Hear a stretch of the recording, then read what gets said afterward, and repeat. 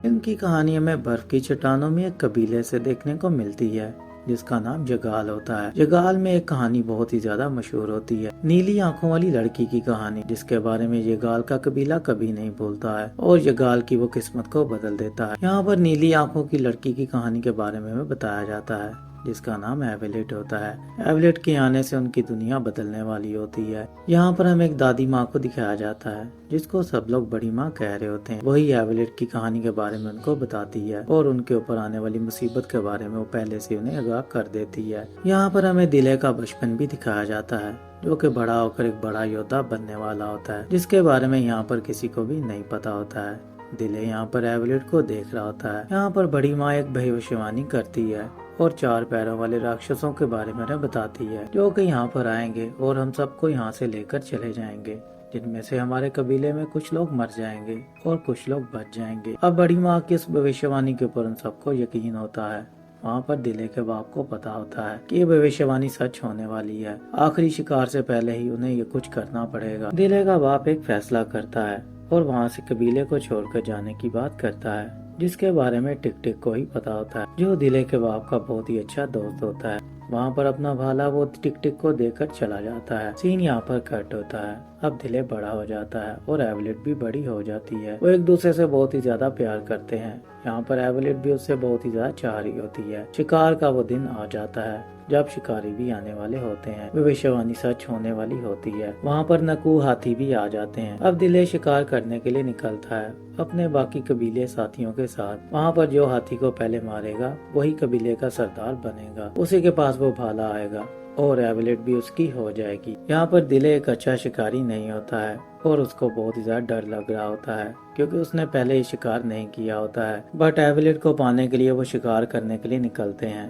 अब हाथी भी आ जाते हैं जिनसे वो लड़ते हुए नजर आते हैं, शिकार करने की कोशिश करते हैं। वहाँ पर कर्ण एक बहुत ही अच्छा शिकारी होता है बट वहाँ पर कर्ण उनको नहीं मार पा रहा होता है। एक हाथी को वो किसी तरह जाल के अंदर फंसा लेते हैं पर वो हाथी अपने आप को छुड़ा लेता है। यहाँ पर कर्ण और उसके बाकी साथी उस जाल को छोड़ देते हैं। दिले उस जाल को छोड़ता है बट उस जाल को वो छोड़ नहीं पाता है क्योंकि उसका हाथ फंस जाता है। यहीं पर ही उसकी किस्मत बदल जाती है। वो उस हाथी के साथ साथ ही आगे बढ़ रहा होता है। किसी तरह हाथी से जाल छूट जाता है और दिले भी आजाद हो जाता है। वहाँ पर वो भाला लेता है और हाथी को मारने की कोशिश करता है बट वो हाथी नहीं उससे मरता है। वो दूसरा भाला पकड़ता है और हाथी को मारने की कोशिश करता है। यहाँ पर उसका भाला एक पत्थर में फंस जाता है। वहाँ पर वो हाथी खुद ही आकर उस भाले के साथ टकराता है। सब लोगों को यही लगता है कि दिले ने उस हाथी को मारा है। दिले अब वहाँ का मुखिया बन जाता है और एवेलेट उसकी बन जाती है। बट इस सच्चाई के बारे में टिक टिक को पता होता है कि दिले ने उसको नहीं मारा है। दिले के भाले के साथ वो खुद आकर टकराया था। वहाँ पर वो उसको कुछ भी नहीं कहता है बट उसकी खुशी में वो शामिल नहीं होता है। दिले उसके पास जाता है और उसे बताता है कि तुम्हें पता है कि मेरे साथ क्या हुआ है। मैं एवेलेट को खोना नहीं चाहता हूँ। बट वहाँ पर टिक टिक उसे एक ही बात समझाता है कि तुम्हें ऐसा नहीं करना चाहिए था। मैं तुम्हारी खुशी में इसलिए शामिल नहीं। झूठ से कोई भी चीज हासिल नहीं की जा सकती है और ये हमारे कबीले की परंपरा नहीं है। वहाँ पर दिले उसको भाला देता है और बाहर जाकर बैठ जाता है और वो एवेलेट को सारी सच्चाई बता देता है। एवेलेट उसके ऊपर बहुत ज्यादा गुस्सा करती है। वो उसे मना करती है कि तुमने उसे भाला क्यों दिया है, अब मेरा क्या होगा। वहाँ से वो चली जाती है। सीन यहाँ पर कट होता है। अब सुबह हो जाती है। सुबह होते ही वहाँ पर शिकारी भी आ जाते हैं जो कि अब भविष्यवाणी पूरी होने वाली होती है। वहाँ पर दिले नहीं होता है। दिले एक पहाड़ की चोटी पर सोया होता है। उसे पता चलता है शिकारी आ चुके हैं। वो अपने घर की तरफ दौड़ता है पर वहाँ पर शिकारी सबको लेकर जा रहे होते हैं। वहाँ पर टिक टिक उसे पकड़ लेता है और उसे कहता है हम अभी कुछ भी नहीं कर सकते हैं, वो बहुत ज्यादा लोग हैं। दिले उसकी बात मानता है। वहाँ से एवेलेट और बाकियों को लेकर चले जाते हैं अपना गुलाम बनाकर। वहाँ पर एक शिकारी का एवेलेट पे दिल आ जाता है। वो उसको अपनी कनीज बनाकर साथ लेकर जा रहा होता है। उसने अपने घोड़े के साथ ही उसे बांधा होता है। एवेलेट को पता होता है दिले उसका पीछा करेगा। वहाँ पर एक एक करके वो निशानी छोड़ रही होती है। दिले ने उसे एक गिफ्ट किया होता है जिसके वो टुकड़े करके जमीन पर फेंक रही होती है ताकि दिले को पता चल जाए कि वो किस रास्ते से जा रहे हैं। दिले और टिक टिक और कर्ण अब एक फैसला करते हैं। वो उन लोगों को बचाने के लिए उसके पीछे जाते हैं, जहाँ पर अब उनके पीछे पीछे बकू भी आ जाता है, जो कि एक छोटा सा बच्चा होता है। वो उसी रास्ते पर चल रहे होते हैं। उनके कदमों के निशान देखकर वो चलना शुरू करते हैं। यहाँ पर कुछ दिनों के सफर को आगे बढ़ा रहे होते हैं, जिसमें मम्मी सरवाइव करते हुए नजर आते हैं। उनके ऊपर बहुत ही ज्यादा मुश्किलें आ जाती हैं। बर्फ की चट्टानों से वो होते हुए आगे गुजर रहे होते हैं, रेतीले पहाड़ों से भी गुजरते हुए हमें नजर आते हैं। फाइनली वो एक जगह पर पहुंचते हैं, जहाँ पर अब बर्फ खत्म हो चुकी होती है और जंगल ही जंगल होता है। वहाँ पर उन शिकारियों को वो देखते हैं। उन्होंने सबको बंदी बनाया होता है, पर वहाँ पर एक बड़ी बड़ी सी शुतुरमुर्ग हमें देखने को मिलती हैं, जो कि इंसानों का शिकार कर रही होती हैं।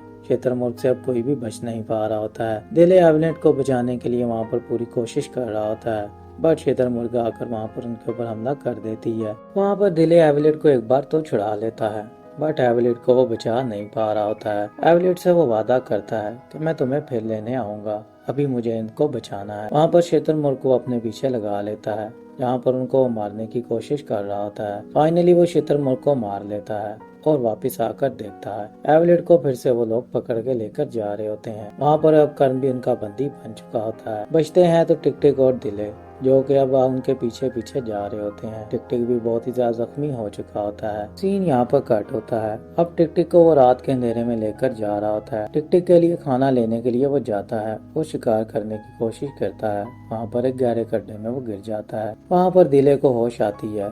बारिश बहुत ही ज्यादा तेज हो रही होती है और उस गहरे खड्डे के अंदर पानी बढ़ रहा होता है।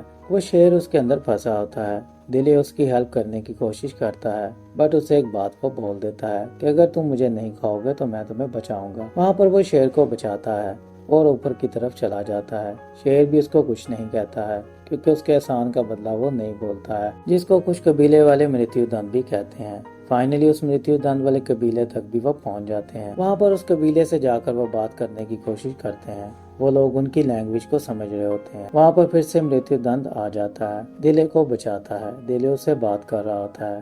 वो सब लोग ये देखकर बहुत ही ज्यादा हैरान होते हैं कि ये मृत्यु दंड से बात कर रहा है। उनका मसीहा उन्हें मिल जाता है, क्योंकि उनकी भी एक भविष्यवाणी होती है कि बहुत ही जल्दी एक इंसान आने वाला है जो कि मृत्यु दंड से बात करेगा और उनको और उनके लोगों को बचाएगा। अब उनकी भविष्यवाणी भी सच हो रही होती है। वो ये सब कुछ देखकर बहुत ही ज्यादा खुश होते हैं। वहाँ पर वो दिले के बाप के बारे में बताते हैं कि हम तुम्हारी लैंग्वेज को इसलिए समझते हैं क्योंकि यहाँ पर कुछ सालों पहले एक आदमी आया था जो कि हूबहू तुम्हारी तरह ही दिखता था। उसने हमें ये लैंग्वेज सिखाई थी जो कि हम तुम्हारे साथ बोल रहे हैं। यहाँ पर ये बात सुनकर दिले बहुत ही ज्यादा हैरान होता है और वो टिक टिक से पूछता है कि यहाँ पर क्या चल रहा है, मेरे डैड क्या चाहते थे। तो वो उसे सब कुछ सच बताता है कि तुम्हारे डैड एक नई जमीन चाहते थे। वो नहीं चाहते थे कि भविष्यवाणी सच होने से पहले वो सब लोग वहाँ पर फंस जाएं। वो एक नई जमीन की तलाश में वहाँ से निकले थे और वो वापस कभी नहीं आए। अगर उनको नई जमीन मिलती तो हम लोग यहाँ पर होते। आज हमारे साथ ये सब कुछ ना हो रहा था, पर भरी माँ की भविष्यवाणी तो पूरी होनी, जो कि पूरी हो चुकी है। यहाँ पर ये सब कुछ सुनकर दिल बहुत ही ज्यादा उसके ऊपर गुस्सा करता है, क्योंकि उसके दिल में उसके बाप के लिए बहुत ही ज्यादा नफरत होती है। सबको यही लग रहा होता है कि उसका बाप भाग चुका है कबीले को छोड़कर, कि मेरे बाप ने सैक्रिफाइस किया था और उस कबीले को इसलिए छोड़ा था ताकि दूसरे लोग वहाँ से ना जाएं। उनको ये ना लगे कि मैं नई जमीन की तलाश में गया हूँ, बाकी वहाँ पर कबीले को छोड़कर ना जाएं। सबको यही लगे कि मैं भाग चुका हूँ। वहाँ पर नकु कबीले का सरदार दिले से कहता है कि तुम्हें अब हमें यहाँ से लेकर जाना होगा और हमारे लोगों को हमें बचाना होगा। तुम ही हो जो हमें उस जगह पर लेकर जा सकते हो जिसे सांप की आंख भी वो कहते हैं। अब इसके बारे में दिले को नहीं पता होता है, पर दिले को एवलेट को बचाना होता है। अब सारे कबीले उनके साथ मिल जाते हैं। एक एक करके 5 कबीले उनके साथ मिल जाते हैं। अब दिले के पास एक बहुत बड़ी फौज होती है जिससे वो एवलेट को छुड़ा सकता है। वो उनको लेकर रेगिस्तान में चलना शुरू कर देता है। फाइनली वो एवलेट को देख लेता है जो कि एक बेड़े के अंदर जा रही होती है और वहाँ पर उसको देखकर वो बहुत ही ज्यादा खुश होता है। एवलेट को यकीन हो जाता है कि दिले मुझे बचा लेगा, बट वहाँ से नदी के सारे वो निकल जाते हैं और उनको नहीं मिल रहे होते हैं। दिले अपनी पूरी कोशिश करता है और रेगिस्तान में चलना शुरू कर देता है। बहुत दिन हो चुके होते हैं। सब लोग भूख प्यास से मर रहे होते हैं। वो रास्ता भटक चुके होते हैं। उनको कुछ भी समझ में नहीं आ रहा था, बट उन्हें दिले पर यकीन होता है कि हमें सांप की आंख तक ले जाएगा। सीन यहाँ पर कट होता है। अब रात हो जाती है। दिले की नजर आसमान पर पड़ती है और उसे एक सितारा नजर आता है जो कि बहुत ही ज्यादा चमक रहा होता है। दिले को समझ में आ जाता है कि वो किस आंख की बात कर रहे थे। वहाँ पर दिले उन सबको बताता है कि मुझे रास्ता मिल चुका है।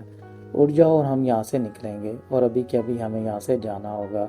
वो अपने सफर को उस सितारे को देखते हुए आगे बढ़ाते हैं। फाइनली दिले उस जगह पर पहुंच जाता है जहाँ पर सब लोगों को कैद किया होता है, जहाँ पर एक खुदा बना बैठा एक आदमी होता है जिससे सब लोग बहुत ही ज्यादा डर रहे होते हैं और सब लोग उसे अपना खुदा मान रहे होते हैं। और वहाँ पर बहुत सारे मनोकों को देखकर हैरान हो जाता है क्योंकि इतने ज्यादा हाथी देखकर उसे बहुत ही ज्यादा गुस्सा आ रहा होता है कि ये एक पवित्र हाथी हैं जिनसे ये सब कुछ करवाया जा रहा है और उनको बहुत ही बेरहमी से मार रहे होते हैं। पर वहाँ पर वो कुछ भी नहीं करता है और एक प्लान बनाता है। प्लान के साथ वो चलना शुरू करते हैं जहाँ पर दिले का एक ही प्लान होता है। वो उन गुलामों के साथ जाकर बात करता है और उनसे पूछता है कि इन देवताओं को कैसे मारा जाए। वहाँ पर एक गुलाम उन्हें बताता है कि यहाँ पर एक भविष्यवाणी है जिसके बारे में उस खुदा को पता है और वो जानता है कि किसी भी वक्त वो शिकारी आकर उसे मार डालेगा। बट उस शिकारी को वो पहले ही मारना चाहता है। अभी तक उसे वो निशानियां नहीं मिली हैं जिससे वो शिकारी उसे मिल जाए। वहाँ पर कुछ गार्ड्स को उनके बारे में पता चल जाता है और उनके ऊपर जाकर वो रेगिस्तान में हमला करते हैं।